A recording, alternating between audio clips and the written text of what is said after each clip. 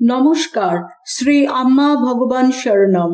এখন আমরা শ্রী পরমজ্যোতি কল্কির চমৎকার শুনব।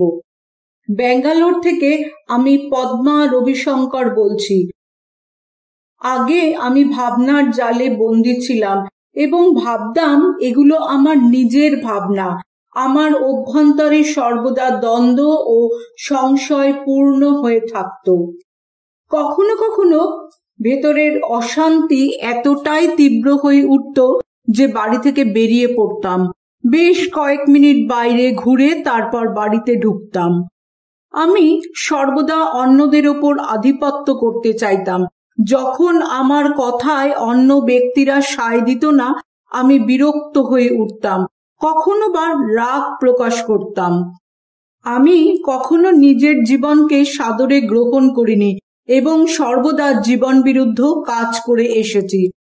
ফলস্বরূপ এগুলি আমার স্বাস্থ্যের ওপর নেতিবাচক প্রভাব ফেলেছে। প্রকৃতপক্ষে বেঁচে থাকাটাই আমার কাছে দুরূহ হয়ে দাঁড়িয়েছিল। শ্রী ভগবানের ক্লাস, উচ্চ চৈতন্য স্থিতি প্রক্রিয়া ও দীক্ষায় অংশগ্রহণ করে আমি উল্লেখনীয় স্থিতি, স্থানান্তর ও পরিবর্তন অনুভব করছি। মনের মধ্যে ভাবনা এখনো আসে, কিন্তু প্রায়শই তারা আমাকে আর বিরক্ত করে না। সংশয় এবং দ্বন্দ্বে আমি আর নিমজ্জিত হই না। উচ্চ চৈতন্য স্থিতিতে আমি শ্রী পরমজ্যোতি কল্কির উপস্থিতি অতি সম্যকভাবে উপলব্ধি করতে পারি।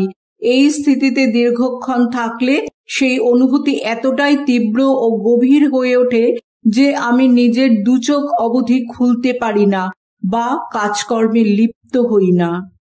বেশিরভাগ সময় অভ্যন্তরে নিস্তব্ধতা বিরাজ করতে থাকে। এখন সর্বদা বর্তমানেই বাস করি। শ্রী পরমজ্যোতি কল্কির অনুগ্রহে এখন একটি সুন্দর জীবনের অধিকারী হয়ে উঠেছি। এই অপূর্ব মুক্তিস্থিতি লাভ করার জন্য তাঁর কাছে আমি চিরকৃতজ্ঞ থাকব। তাঁর চরণ কমলে অনন্ত ধন্যবাদ ও প্রণাম নিবেদন করি।